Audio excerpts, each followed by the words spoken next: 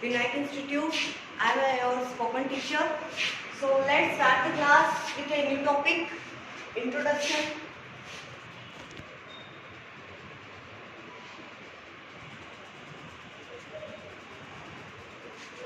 If you want to speak English, then you must have to speak English. If you know, even you know that you make some mistakes, after that you should speak English.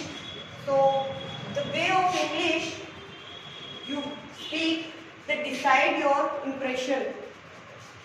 So first step is, सबसे पहले हमें अपने आप को introduce करना होता है. Introduce करने का फर्स्ट स्टेप होता है ग्रीट करना.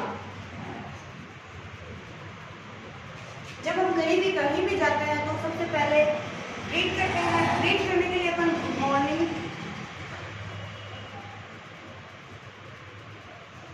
या गुड आफ्टरनून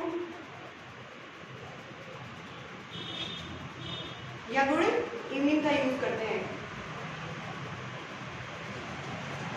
कुछ लोग हाय हेलो जैसे वर्ड भी यूज करते हैं.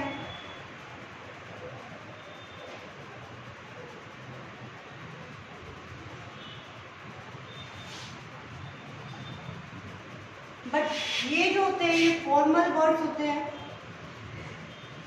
एंड इन्हें इनफॉर्मल वर्ड्स कहा जाता है.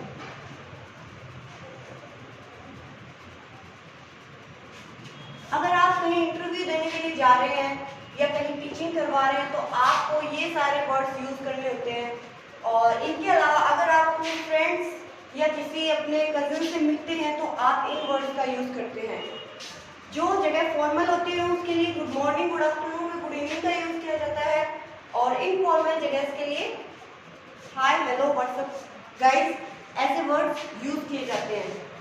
फर्स्ट स्टेप कंप्लीट होने के बाद में हम इंट्रोडक्शन में बताते हैं अपना नाम.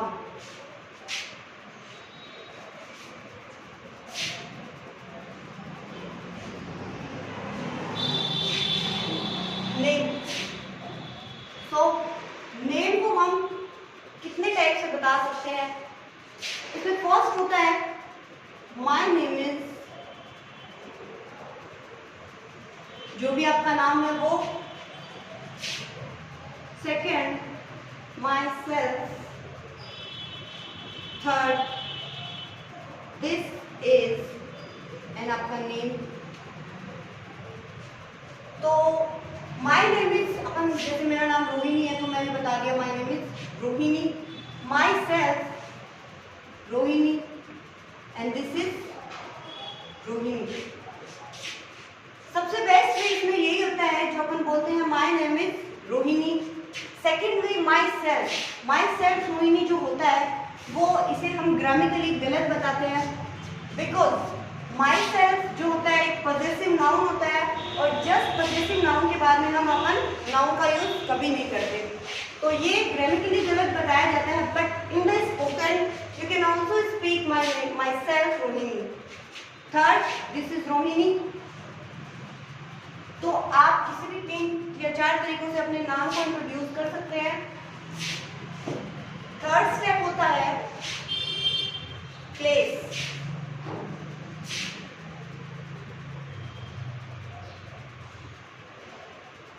प्लेस जहाँ पे अपन रह रहे हैं उसके लिए बताने के लिए अपन 2 लाइन का यूज कर सकते हैं, 2 सेंटेंस का यूज कर सकते हैं. First I am from. I am from जहाँ से आप बिलोंग करते हैं उस जगह का नाम लिख दीजिए. Second I belong to. I belong to and place. अगर आप कहीं पे इंटरव्यू देने के लिए जा रहे हैं तो आप बोल सकते हैं आई एम फ्रॉम, जहाँ से आप हैं वहीं का आप नाम लिख सकते हैं. जैसे मैंने दिल्ली लिख दिया इसके बाद. बट अगर सपोज कीजिए आप दिल्ली के रहने वाले हैं और दिल्ली में इंटरव्यू देने के लिए जा रहे हैं तो उसके लिए अपन इस सेंटेंस को थोड़ा सा चेंज कर सकते हैं. जैसे मैंने बताया कि मैं दिल्ली का ही रहने वाला हूँ. मैं दिल्ली में इंटरव्यू देने के लिए जा रही हूँ और मैं बोलूँगी कि मैं दिल्ली की ही रहने वाली हूँ. जैसे अपन बोल सकते हैं कि जैसे बोलते हैं कि दिल्ली का ही हूँ, तो ये जो का ही वर्ड आता है सेंटेंस को चेंज कर देता है. तो इसके लिए अपन यूज करते हैं आई दिल्ली, उसके अपन आगे लगा देते हैं इटसेल्फ। उसके आगे इटसेल्फ का यूज हो जाता है। जो कार में जो वर्ड हिंदी सेंटेंस में ऐड होता है वही यहाँ पे इटसेल्फ बन जाता है। I belong to Delhi itself. तो इसमें आप जहां कहीं से भी बिलोंग करते हैं उस जगह का नाम आप लिख सकते हैं और इन दो वे से आप अपने आप की प्लेस को इंट्रोड्यूस कर सकते हैं।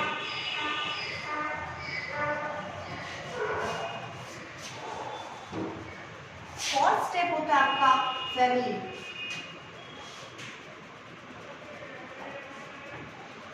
सो फैमिली को अपन कैसे इंट्रोड्यूस करते हैं, इसके लिए बेस्ट लाइन होती है जो आप याद कर लीजिए हमेशा के लिए। इन माई फैमिली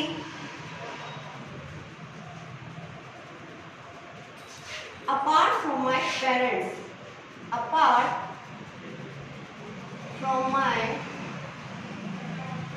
parents, इतना लिखना मतलब मेरे परिवार में, अपार्ट मतलब के अलावा, फ्रॉम माई पेरेंट्स मेरे माता पिता के अलावा, आई हैव, अगर आपकी कोई बड़ी बहन या बड़ा भाई है तो आप लगा सकते हैं एल्डर ब्रदर या एल्डर सिस्टर। अगर आपका एक ही भाई और एक ही बहन है तो I have an elder brother and Elder sister. इसके अलावा अगर आपका एक बड़ा भाई और एक बड़ी बहन है तो अलग अलग लिख सकते हैं आप एन लगा के। छोटा है तो आप younger brother and younger sister लगा के लिख सकते हैं, बोल सकते हैं। तो इससे आप अपनी सिबलिंग्स को इंट्रोड्यूस कर सकते हैं या आप उनके बारे में बता सकते हैं कि हमारे फैमिली में कितने मेंबर्स हैं। पेरेंट्स के अलावा अगर आपके परिवार में दादा दादी होते हैं तो आप लगा सकते हैं in my family apart from my parents and my grand parents.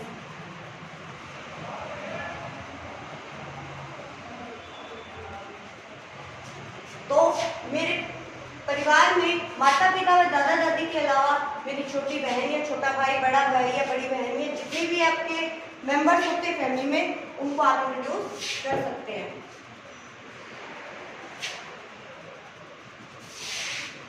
Step number 5,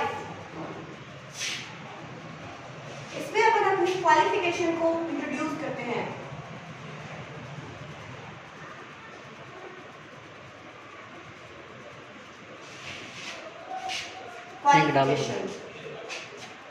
qualification में फर्स्ट होता है आई हैव डन। अगर आपने बीए, बीकॉम या बीएससी कर रखा है तो आप बोल सकते हैं I have done BA, BSc या फिर बीकॉम, या जिस सब्जेक्ट में आपने कर रखा है तो आप इन लगा के उस सब्जेक्ट को भी मेंशन कर सकते हैं। सेकंड हम इसको बोल सकते हैं, जैसे अपना रनिंग में चल रहा है बीए या बीकॉम या बीएससी आपका अभी चल रहा है, अभी कंप्लीट नहीं हुआ आपका, जैसे फर्स्ट ईयर या सेकंड ईयर या थर्ड ईयर है, तो आप बोल सकते हैं I am in BA first year या बीए सेकंड ईयर या बीए फाइनल, जो जिसमें भी आता है वो बोल सकते हैं। थर्ड, इसी लाइन को अपन इस तरह से भी बोल सकते हैं आई एम pursuing बीए, मतलब मैं बीए अभी कर रहा हूं या I am doing BA. Fourth step होता है अगर आपने कुछ एडिशनल कर रखा हो, जैसे आपने 6 महीने का कंप्यूटर कोर्स कर रखा है तो आप बोल सकते हो I have done 6 month basic computer course। इसके अलावा भी अगर आपने कुछ कर रखा है तो आप उसको इसमें मेंशन कर सकते हैं। एक स्टूडेंट अगर अपने आप को बताना चाहता है कि वो कौन से स्टैंडर्ड में है तो उसके लिए ये लाइन होती है I am in class, suppose कीजिए वो 6th क्लास में तो 6, कभी भी TH एच यहाँ पे ना लगाएं 6, बिकॉज ये रॉन्ग भी होता है ग्रामर के अकॉर्डिंग। आई एम क्लास 6 ही लिखा जाता है सिर्फ, ये गलत होता है। लेकिन जब हम बोलते हैं आई एम इन 6, फिर बोलते हैं स्टैंडर्ड, तो यहाँ पे जो टीएच लगाते हैं वो सही होता है। तो एक स्टूडेंट अपने आप को इस तरह से मेंशन कर सकता है। एक ग्रेजुएट जो होता है वो ऐसे भी बोल सकता है आई हैव डन ग्रेजुएट या I have done PG post graduate. तो इस हिसाब से आप अपनी क्वालिफिकेशन को बता सकते हैं इंग्लिश में। स्टेप नंबर 6,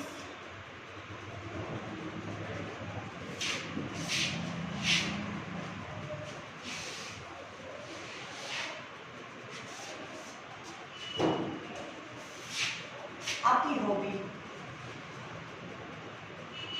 हॉबी आप अपनी बता सकते हैं। जैसे मैंने कभी कभी सुना है लोग ऐसे बोलते हैं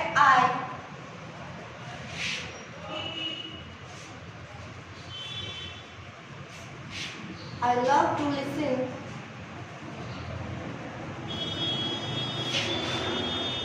to music।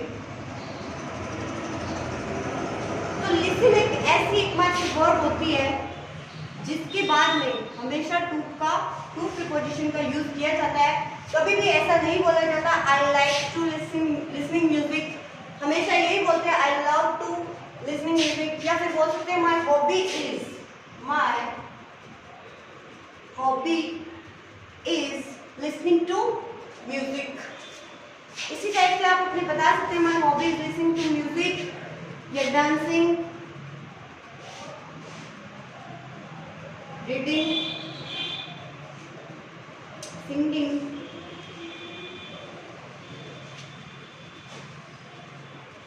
या टीचिंग।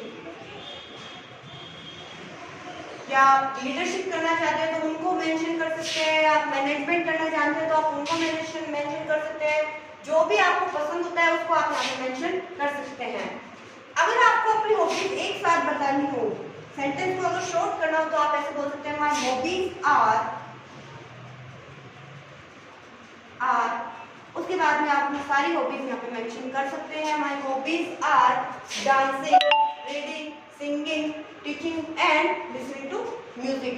इस टाइप से आप अपनी हॉबीज को मेंशन कर सकते हैं। नंबर 7,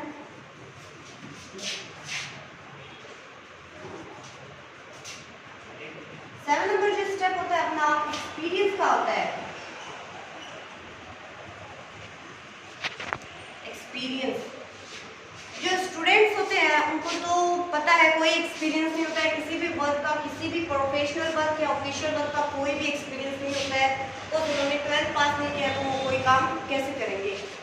तो उनके लिए ये एक्सपीरियंस की जो मेंशन करना कोई ज़रूरी नहीं होता है। उसके बाद जो जिन्होंने पोस्ट ग्रेजुएशन कंप्लीट कर लिया और जो कहीं पे काम करना चाहते हैं और इंटरव्यू देने के लिए जा रहे हैं तो वो बोल सकते हैं एक्सपीरियंस में आई एम अ फ्रेशर।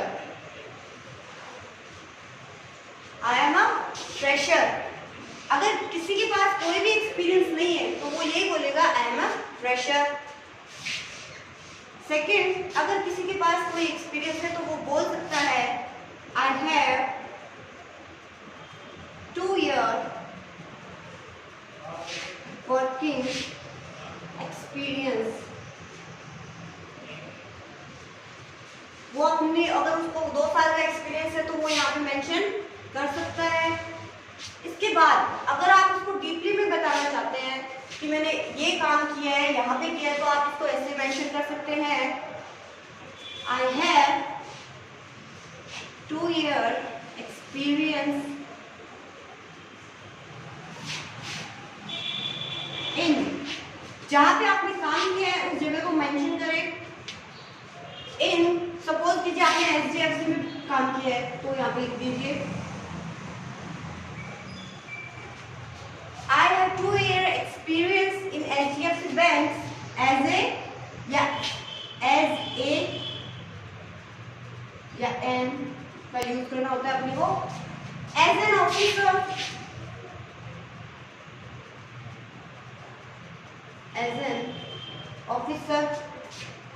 या फिर एज ए मैनेजर या एज ए कैशियर, जिसमें भी आपका एक्सपीरियंस है वो आप यहाँ पे मेंशन कर सकते हैं। इसके अलावा अगर आपने कहीं पे ऑफिशियल किसी कंपनी में एज ए एम्प्लॉय काम किया है तो आप उसका नाम बता के उसके बाद में अपनी पोस्ट को मेंशन कर सकते हैं। एक्सपीरियंस के बाद में लगभग अपना इंट्रोडक्शन खत्म हो जाता है, बट इसको एंड करना भी इम्पोर्टेंट होता है। तो एंड करने के लिए अपन लिख सकते हैं that's all about me, that's all about me। तो इसके साथ ही आप अपना इंट्रोडक्शन खत्म कर सकते हैं। तो आपने सुना ही होगा कि जो वेल बिगन होता है वो आपके वर्क का हाफ डन होता है। अगर आप बोलने में शुरुआत में बोलना अच्छा बोलेंगे तो आपका आधा काम तो वैसे ही हो जाता है। तो हमेशा फर्स्ट एक्सप्रेशन जो है आपका हमेशा अच्छा दे, because your expression, your impression decide your perception। So guys, मिलते हैं कल इसी क्लास में एक अच्छे टॉपिक के साथ दोबारा। Bye bye, stay at home, be happy.